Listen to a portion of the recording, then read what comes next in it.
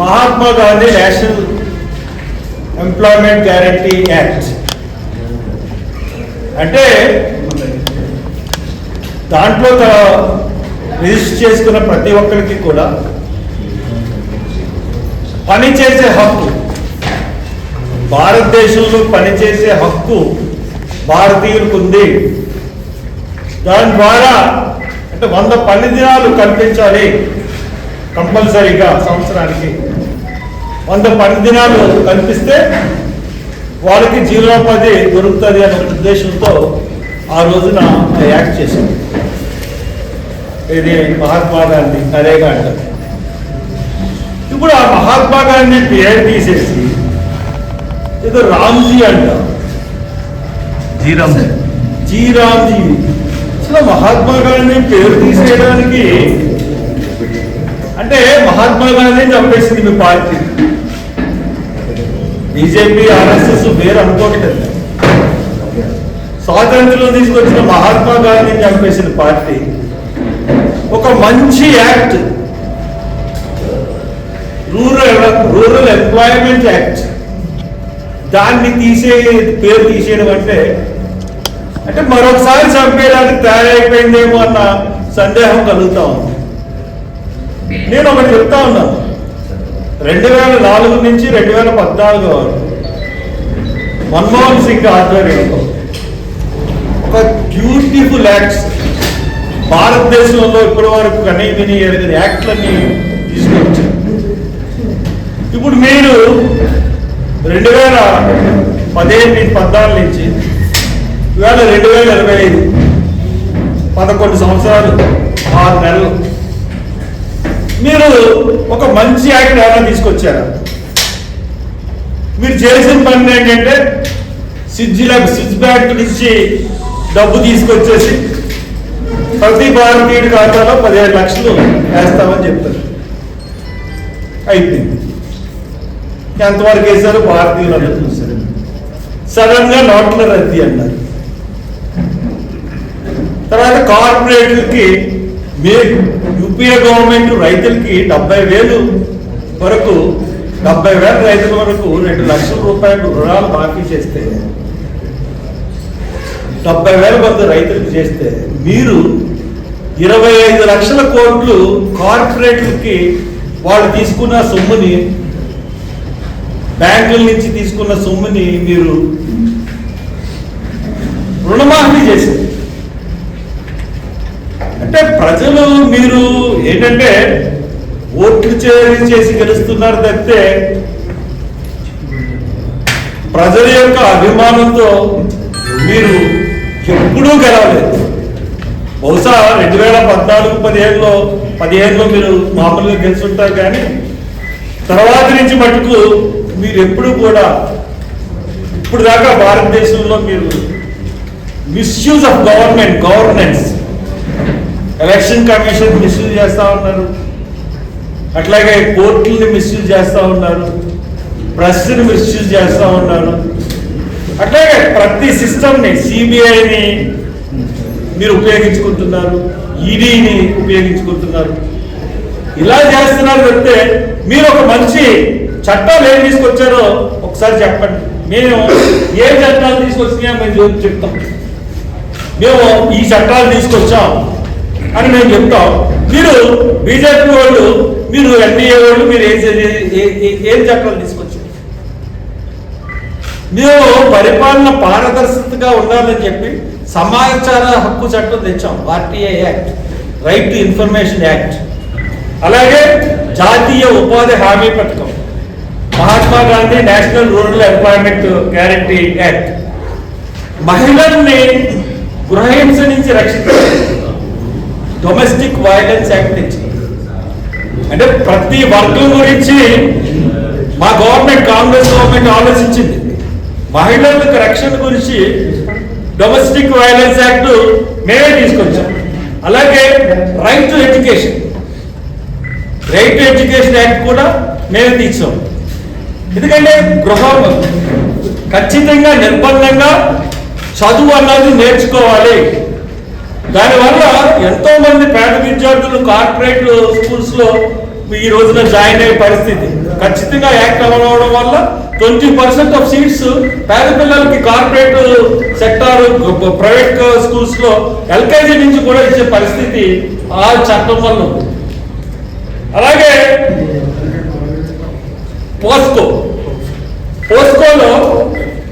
పోక్సోలో మీరు లైంగిక అంటే ఆడపిల్లల్ని ఎవరినైనా లైంగికంగా వేధిస్తే పోక్సో చట్టం ఏ రకంగా ఉందంటే ఇట్టి పరిస్థితుల్లోనే బయటకు రాదు.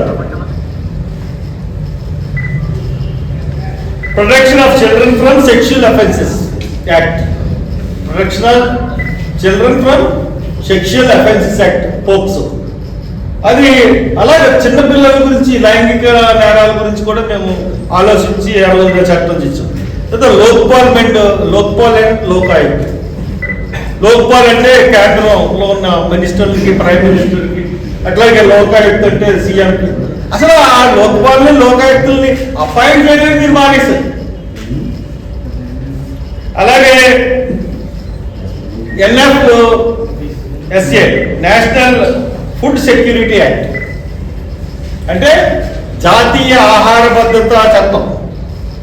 ఖచ్చితంగా జాతీయ ఆహార భద్రతా చట్టంలో మనం ఆ ఆహార భద్రత ప్రతి పౌరుడికి కావాలి. వాళ్ళు అఫోర్డ్ చేసే ధరలకి ఆహారం ఖచ్చితంగా వాళ్ళకి అందించాలని చెప్పేసి ఒక చట్టం జరిగింది. భూసేకరణ చట్టం. మీకు ఈ భూసేకరణ చట్టం మనం చూసుకున్నట్లయితే ఈ భూసేకరణ మనం వల్ల పోలవరం కానిచ్చి ఈ సజ్జలు వాళ్ళు చాలా సజ్జలు వచ్చినాయి మనకి రైతుల దగ్గర నుంచి భూములు. ఇంతకుముందు చాలా ఇష్టానుసారంగా తీసుకునేవారు. ఇప్పుడు ఏం చేయాలి? ఈ భూసేకరణ చట్టం మేము చేయడం వల్ల ఖచ్చితమైన అక్కడ ఉన్న రేటు ప్రకారం రైతులకి న్యాయమైన పరిహారం ఇచ్చే పరిస్థితి ఉంది. దాన్ని రెక్టాక్యులర్ యాక్ట్ అంటే right to fair compensation and transparency in land acquisition, rehabilitation and resettlement act. ఇది యాక్ట్. ఈ యాక్ట్ ని నేను తీసుకొచ్చిన దానివల్ల ఈ రోజున ఆ భూసేకరణ అన్నది ఏ రకంగా జరుగుతుందో అన్నది మనం ప్రతి చోట ఈ రోజున పోలవరంలో భూములకి మరి న్యాయం జరుగుతుంది. చట్ట ప్రకారం రేట్లు ఇచ్చే పరిస్థితి. అంటే ఇప్పుడు వాళ్ళు ఏం చేస్తున్నారు? 2013 రేట్లు 2025కి ఇస్తున్నారు. అంటే చట్టాన్ని ఈ రాష్ట్ర ప్రభుత్వం, కేంద్ర ప్రభుత్వం కూడా దుర్వినియోగం చేస్తుంది. చట్టాన్ని ప్రభుత్వాలే దుర్వినియోగం చేస్తుంటే మనం ఎవరికి చెప్పుకుంటాం? అలాగే వీధి వ్యాపారుల చట్టం, street vendors protection of livelihood and regulation of street vending act, వీధి వ్యాపారాలను రక్షించడానికి ఈ చట్టం కూడా చేశారు. ఇలాగా మేము ప్రతి ఒక్క ప్రదేశంలో అంటే చిన్న పిల్లల దగ్గర నుంచి, చదువు దగ్గర నుంచి, లేకపోతే ఆడవాళ్ళ రక్షణ దగ్గర నుంచి, తర్వాత గవర్నమెంట్లో ట్రాన్స్పరెన్సీ గురించి, రైతులు నష్టపోకుండా ఉండడానికి ప్రతి విషయంలోనూ అసలు ఏ విషయంలోనూ ఒక కొత్త చట్టాలన్నీ తీసుకొచ్చి భారతదేశంలో మేము పొందవచ్చు. మీరు బీజేపీ అటువంటి చట్టం ఒకటి చేసిందా? ఇటువంటి చట్టాలు మీరు చేయకుండా మేము చేసిన చట్టాన్ని పేరు మారుస్తాం. 100 దినాల పన్నుల్ని ఇంకో 25 రోజులు 100కి ఇంకో 200 పెంచితే బాగుంది. మేము 2013లో 100 దినాలంటే 226లో 13 సంవత్సరాల తర్వాత 25 దినాలు పెంచారు. నిజంగా కాంగ్రెస్ ప్రభుత్వమే రూలింగ్ లో ఉంటే 365 రోజులు 10 దినాలు కల్పించేదేమో. కానీ మీరు కార్పొరేట్ సెక్టార్కి సహాయం చేసేటట్టే మీ యొక్క విధానాలు ఉంటాయి. కాబట్టి మీరు నిజంగా చెప్తే అసలు ఈ భారతదేశానికి పరిపాలించడానికి బీజేపీకి నిజమైన అర్హత అన్నది లేదు తెలియజేస్తాను. సెకండ్, ఈరోజు పేపర్లో చూశానండి, 99 పైసలకే 27 ఎకరాల భూమి ఎవరికి ఇచ్చారు? రహేజా సంస్థకి. అసలు వాళ్ళు చేసే పని ఏంటి? రియల్ ఎస్టేట్ పని.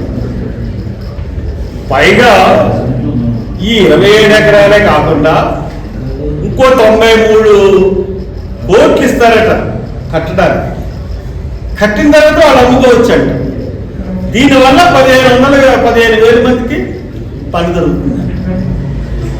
ఏం చెప్తున్నారండి? ఇది ఏమన్నా అసలు మీరు రాష్ట్ర ప్రజల్ని ఏమనుకుంటున్నారు? 100 కోట్ల విలువ చేసే భూముల్ని ఫ్రీగా ఇచ్చేసి 99 పైసలకి ఇచ్చేసి అక్కడి నుంచి మళ్ళీ కట్టుకోమని కూడా డబ్బులు ఇచ్చి ఒక 100 కోట్లు వాళ్ళు అమ్ముకోమంటున్నారు. దీనివల్ల 15,000 మందికి ఉద్యోగాలు వస్తాయి. చంద్రబాబు నాయుడు గారు రహేజా కాదు కానీ మా రాజమండ్రి ప్రెస్ వాళ్ళందరికీ ఆ 27 ఎకరాలు 99 పైసలు ఇచ్చేయండి, మీరు ఇస్తారన్న 100 ఎకరాలు ఇచ్చేయండి. 15,000 మంది కాదండి, 25,000 మందికి ఇక్కడ ఉద్యోగాలు కల్పిస్తారు. ఎవరికి చెవిలో పువ్వులు పెట్టడానికి చంద్రబాబు నాయుడు, ఎవరికి చెవిలో పువ్వులు పెట్టడానికి ఇటువంటి ఒప్పందాలు? జగన్నే క్విడ్ ప్రొక్రో అన్నారు. మరి ఇదేంటిది? మీరు ఇచ్చిన భూములు ఎవరి? మాది అంటే ప్రజలు. అసలు మీరు భూమి పందాలం చేయడానికి మీకు ఎవడో హక్కు ఇచ్చాడు?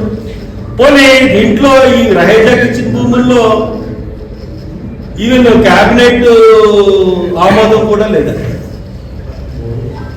క్లియర్ గా బోర్డు చెప్తుంది, why you are giving this land Rahejas, what is the reason అని అడుగుతుంది కోర్టు. హైకోర్టు అడుగుతాం, ఎందుకు ఇచ్చారు మీరు భూమి?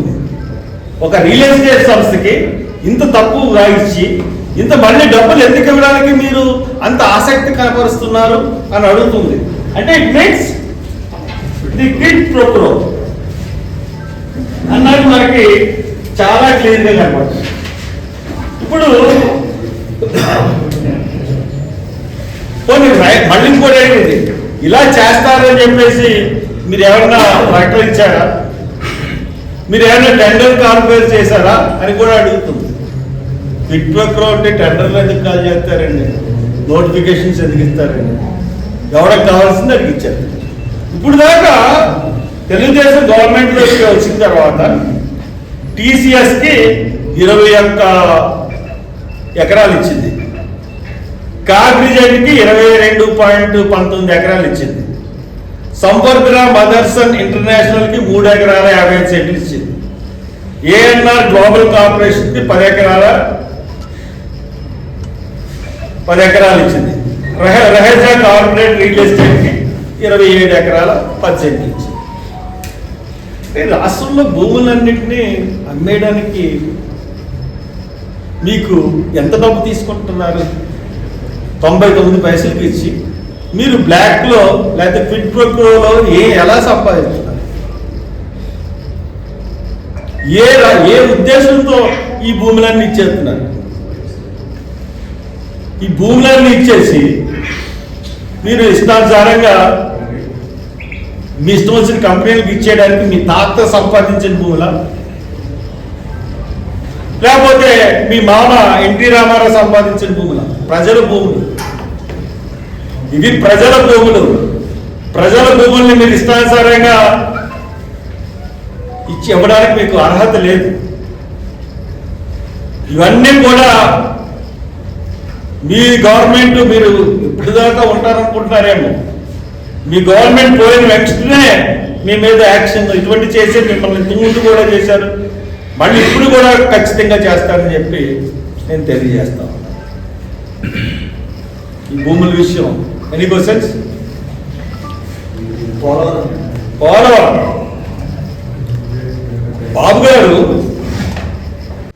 పోలవరం బనకచర్ల ప్రాజెక్ట్ అంట. పోలవరం బనకచర్ల ప్రాజెక్టు 82,000 కోట్లు. 4 సొరంగాలు తవ్వాలి, తర్వాత ఎక్కడో ఒక చోట రిజర్వాయర్ కట్టాలి, పైపుల ద్వారా పోలవరం నుంచి దగ్గర 8,800 అడుగులు ఎత్తుకు తీసుకెళ్ళాలి, దీనివల్ల బోర్డు కరెంట్ అవుతుంది అన్ని చెప్పినా కానీ బనకచర్ల కట్టి తీరుతానన్నాడు. మరి ఎవరు చెప్పారో ఏం చెప్పారో తెలియదు కానీ అది 82,000 కోట్ల నుంచి ఇప్పుడు పోలవరం నల్లమల సాగర్ అంట 58,000 కోట్లు. అంటే ఆయన ఉద్దేశం ఏంటంటే ప్రాజెక్టులతో కమిషన్ సంపాదించడమే ముఖ్యమైన ధ్యేయంగా చేస్తున్నాడు తప్పితే పిల్లలకి స్కాలర్షిప్లు ఇవ్వాలి, మీ గవర్నమెంట్ వచ్చిన తర్వాత స్కాలర్షిప్స్ ఇవ్వాలన్న బాధ్యత ఆయన పట్టించుకోవట్లేదు. అప్పులు తీసుకొచ్చేస్తున్నాడు, ఈ అప్పులన్నీ చెప్పి వాళ్ళకి కంపెనీలకు ఇచ్చేస్తున్నాడు. తీసుకొచ్చేసి పిల్లలకి స్కాలర్షిప్ ఇవ్వట్లేదు, ఆరోగ్యశ్రీ ఇవ్వట్లేదు. ఆరోగ్యశ్రీ సేవలు 6,000 కోట్లు ఇవ్వాలండి స్కాలర్షిప్స్. ఇది ఈ బనకచర్ల ఎప్పుడేమో బనకచర్ల వెళ్ళిపోయింది, నల్లమల సాగర్ వచ్చింది. ఈ నల్లమల సాగర్కి కడతానన్నాడు తెలంగాణ వాళ్ళు పిటిషన్ వేసింది. మనం చాలా క్లియర్గా చూస్తా ఉన్నాం తెలంగాణ ఏం జరిగింది. కాళేశ్వరం పూలేశ్వరం వెళ్ళింది. కాళేశ్వరం వల్ల ఆశించిన ప్రయోజనం ఒక్కటి కూడా నిలవలేదు. ఎవరైతే కాళేశ్వరం కట్టారో అటువంటి వాళ్ళని ఎతికి తీసుకొచ్చి పోలవరం కట్టిస్తున్నారు. మెగా ఇంజనీరింగ్ సంస్థ వాళ్ళు పోలవరంలో ఒక నిర్మాణం చేశారు. ఏ నిర్మాణం చేశారు? గైడ్ బండ కట్టారు. జగన్ హయాంలో గైడ్ బండ కాపాడం. గైడ్ బండ వస్తే గైడ్ బండ ఒరిగిపోయింది, కూలిపోయింది. దానికి బాధ్యత వహించి మీరు అధికారంలోకి వచ్చిన తర్వాత వాళ్ళ దగ్గర కాంపన్సేషన్ వసూలు చేశారు. ఎందుకంటే మీకు ఎలక్షన్లో డబ్బులు ఇచ్చాడు, మీకు డబ్బులు ఇచ్చాడు, మోడీకి డబ్బులు ఇచ్చాడు. అందువల్ల మళ్ళీ అతన్నే మీరు కాంట్రాక్టర్ కింద పెట్టుకున్నారు, అమలు చేసి ఇచ్చారు. ఇప్పుడు పోలవరం ఫస్ట్ ఎస్టిమేషన్ 6,000 కోట్లు అయితే ఇప్పుడు 66,000 కోట్లు. మరి పోలవరం ఎలా కడుతున్నారు? డయాఫ్రామ్ వాల్ ఎలా కట్టాలి? 2 డయాఫ్రామ్ వాల్స్ కట్టమని ఖచ్చితంగా చెప్తే ఒకటే డయాఫ్రామ్ వాల్ వెడల్పుగా కడుతున్నాం సార్. ఎక్కడ దాకా కట్టాలి diaphragm wall? Geological survey of India ఏం చెప్పింది?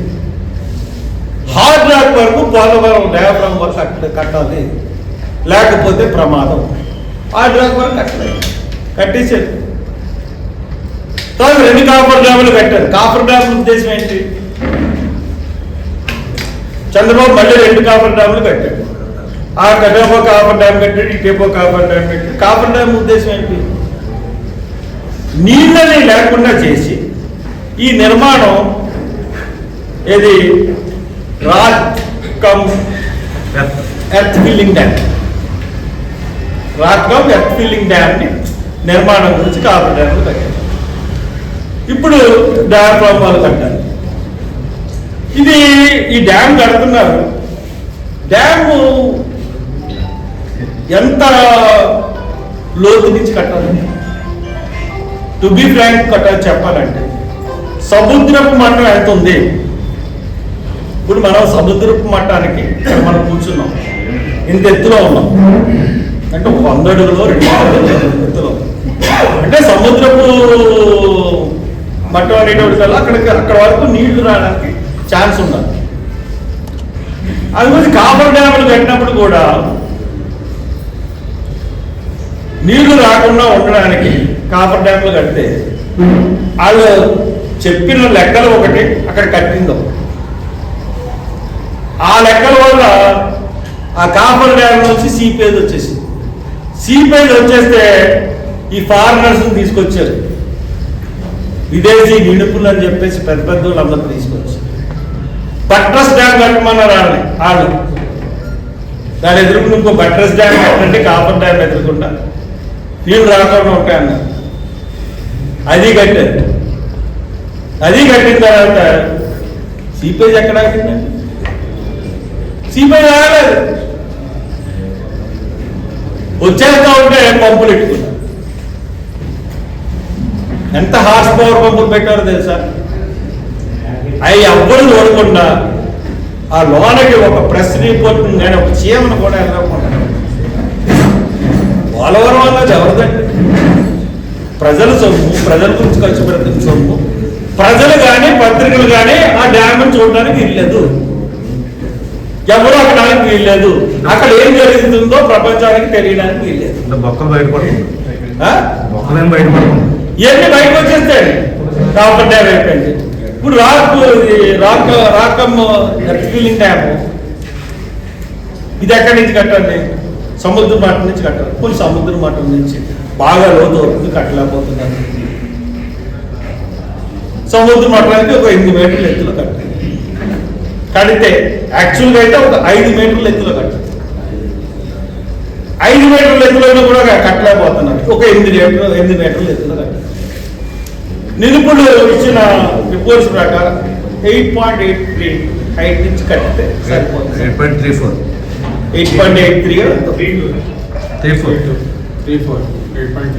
అయితే వీళ్ళు ఎక్కడి నుంచి కడుతున్నారు? 15.50 అంటే ఎర్తకం రాక్ బిల్డ్ డ్యామ్ 15 అంటే 7 అడుగులు ఎత్తులోంచి 7 అడుగులు కిందకి కట్టాల్సింది 7 అడుగులు పై నుంచి కడతా ఉంటే 7 మీటర్ల ఎత్తులోంచి కడుతుంటే మనకి 36 లక్షల క్యూసెక్స్ వరద వచ్చింది 86లో. ఇప్పుడు సీపేజ్ ఎంత వస్తుంది? సెకండ్కి 160 క్యూసెక్స్ సీపేజ్ వస్తుంది కాపర్ డ్యామ్స్ నుంచి. మొన్న వరదలు వచ్చినప్పుడు సెకండ్కి 400 300 నుంచి 450 క్యూసెక్స్ వచ్చింది. అటువంటి భయంకరమైన నది గోదావరి నది. అటువంటి నది మీద డ్యామ్ కట్టడం అన్నదే ఫస్ట్ నుంచి నేను చెప్తానే ఉన్నా సాహసం. ఆ సాహసం చేసినప్పుడు ఇక్కడ ఉన్న పరిస్థితి ఏంటంటే తూర్పుగోదావరి పశ్చిమ గోదావరి జిల్లాలు గోదావరి వెడల్పు చాలా తక్కువగా ఉన్న చోట డ్యామ్ కడుతున్నారు.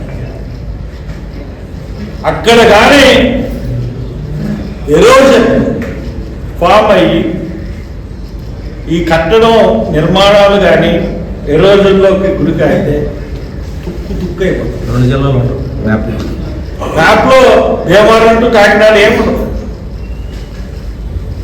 కానీ ఆయన పద్ధతి మార్చుకోవట్లేదు చంద్రబాబు నాయుడు. నేపాల్ ఎగ్జిట్ మీద వేసేస్తున్నాడు. చాలా సైలెంట్గా తక్కువ అన్నీ. ఇంతకుముందు చాలాసార్లు వచ్చి ఇప్పుడు ఎందుకు రావట్లేదు? పోలవరం ఇన్స్పెక్షన్ ప్రతి సోమవారం వచ్చి కూడా కదా ఇంతకుముందు, ఇప్పుడు ఎందుకు రావట్లేదు? జయము చంద్రన్న అంటారు. మరి బస్సులు పెట్టుకుని తీసుకెళ్లి చూపించేవాడు కదా డ్యామ్ని. ఇప్పుడు అసలు మామూలు మనుషులు ఎందుకు రానివ్వట్లేదు? ప్రెస్లు కూడా ఎందుకు వెళ్ళనివ్వట్లేదు అక్కడికి? What is going? మావోయిస్ట్ ప్రభావిత ఏం జరుగుతూ ఉంది? చాలా దారుణమైన పరిస్థితులు ఏర్పడబోతున్నాయి. నేను హానరబుల్ హైకోర్టుని కానీ సుప్రీంకోర్టుని కానీ రిక్వెస్ట్ చేస్తున్నాను, ప్లీజ్ ఇంటర్వ్యూ. ఈ ప్రెస్ ద్వారా నేను కోర్టుని అడుగుతున్నాను, ప్లీజ్ ఇంటర్వ్యూ. సుమోటోగా తీసుకోండి. ఏం జరుగుతుంది? లక్షలాది ప్రజల ప్రాణాలకి ముప్పు ఈ project. Not a ordinary project. ఏ మాత్రం తప్పు చేసినా దెబ్బైపోయే పరిస్థితి. ఇంకొకటి ఏంటంటే రంపచోడవరం జిల్లా అన్నారు, పోలవరం జిల్లా. పోలవరం ఉండాలి కదా పోలవరం జిల్లాలో. రంపచోడవరం హెడ్ క్వార్టర్స్ అన్నారు, బాగుంది. పోలవరాన్ని కూడా ఆ జిల్లాలో ఉంచాలి కదా. ఆ జిల్లాలో ఉంచకుండా అది మరి వేరే పెడతానంటే మనకి కరెక్ట్ కాదు. అది కూడా గవర్నమెంట్ పునరాలోచించుకోవాలి. కాబట్టి ఈ డ్యామ్స్ వల్ల మటుకు ప్రజలకి భయం గుప్పిట్లో బతికే పరిస్థితి. మేమేదో మాకు మిడిమిడి జ్ఞానంతో ఇది చెప్పట్లేదు, పూర్తి అవగాహనతో చెప్తున్నాం. అక్కడ చదువుతున్న విషయాలన్నీ కూడా మా దగ్గరికి ఎలా వస్తున్నాయంటే అక్కడ కట్టడంలో ఉన్నటువంటి చాలా నినుపుడనే ఈ విషయాలు మాకు చేరవేస్తున్నారు చెప్పడానికి. కాబట్టి ఇదంతా ఈజీగా తీసుకోవాల్సిన విషయం కాదు. Vote should enter. Thank you. ఇప్పుడు ఏదంటే వందే మాత్రం గేయం పూర్తిగా పాడకుండా నెహ్రూ గారు మొక్కలు చేశాడు, అది గొడవ చేశాడు పార్లమెంట్లో. 10 గంటలు చర్చ జరిగింది. వందే మాత్రం ఎలా ఉంటే ఇప్పుడు వందే మాత్రం దాని మీద వందే మాత్రం పాడుతున్నాం. వందే మాత్రంలో నెహ్రూ గారు మొక్కలు చేశారంట. అసలు పాట ఏంటి ఆవిడకి తెలియదు. ఈ పాటే ఈ స్వాతంత్రం వచ్చి 76 సంవత్సరాలు అయింది. నెహ్రూ గారు 76 సంవత్సరాల క్రితం. ఇందిరాగాంధీ ఎమర్జెన్సీ ఎప్పుడో పెట్టింది. పంజాబ్లో సిక్కుల కోత ఎప్పుడో జరిగింది. ఇవన్నీ పాట విషయాలన్నీ తీసుకొచ్చి ఆపరేషన్ బ్లూ స్టార్ పంజాబ్ జరిగింది. ఎందుకంటే టైం వేస్ట్. ఇండిగో సమస్య మీద 10 గంటలు చర్చ లేదండి. వందే మాత్రం మీద 10 గంటలు చర్చ పెట్టింది. ఇంకా ఇండిగో సమస్య గురించి వస్తే మటుకు ఇండిగో అన్నది ఒక కుట్ర ప్రకారం చేశారు. ఇది ఒక 9 నెలల క్రితం ఇచ్చిన రూల్స్ సడన్ గా ఇంప్లిమెంట్ చేసి కావాలని, అంటే అతనికి ఒక మానసిక ఆనందం. ప్రజలు ఇబ్బందులకు గురవుతుంటే ఒక మానసిక ఆనందం పొందే వ్యక్తి మోడీ, నరేంద్ర మోడీ. మైనస్ బీజేపీకి కదా. కారణం ఎందుకు చెప్తున్నానంటే అప్పుడు కూడా సడన్ గా మానిటైజేషన్ చేసి రద్దు చేసి ఎంతో మంది క్యూలో డబ్బులు లేక ఆహారం పడలేక చనిపోయిన సంఘటన. ఈ రోజున ఈ ఇండిగో సమస్య వచ్చినోడికి ఎంత మంది అంటే, నేను పర్సనల్ గా నేను 4వ తారీఖు ఢిల్లీ వెళ్ళాను. 6వ తారీఖున వచ్చేద్దాం.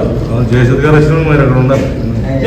అన్ని కార్యక్రమాలు ఇదేంటి అలాగా మొత్తం తుక్కు అయిపోయిన కారణం ఏంటంటే ఏమి లేదు.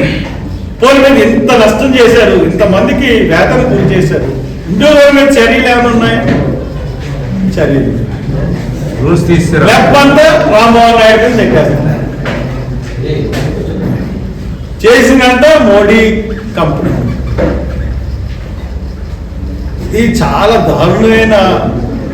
ఏమైనా గట్టిగా మాట్లాడితే ఈడీలు పంపిస్తారు, లేకపోతే ఇన్కమ్ ట్యాక్స్ వాళ్ళు పంపిస్తారు, సిబిఐ. టార్గెట్ రామ్మోహన్ నాయుడు అండి, లేకపోతే తెలుగుదేశం పార్టీ కూటమికి? వాళ్ళకి అంటే రామ్మోహన్ నాయుడు మధ్య బాగా ప్రజెంట్ చేస్తారు విషయాన్ని. రామ్మోహన్ నాయుడిని కొట్టేయాలనే ఉద్దేశంతో అతని మీద ఈ నెపం నెట్టి కొట్టేయాలనే ఉద్దేశంతో ఉన్నారు. మార్చడానికి అతను కాబట్టి ఇండిగో అన్నది మటుకు మోడీ క్రియేట్ చేసింది. క్రియేట్ చేస్తాడు, అతను విదేశాలకు వెళ్తాడు. చాలా చాలా అసహ్యకరమైన రీతిలో ప్రభుత్వం తీరుందని చెప్పి తెలియజేస్తారు. Thank you.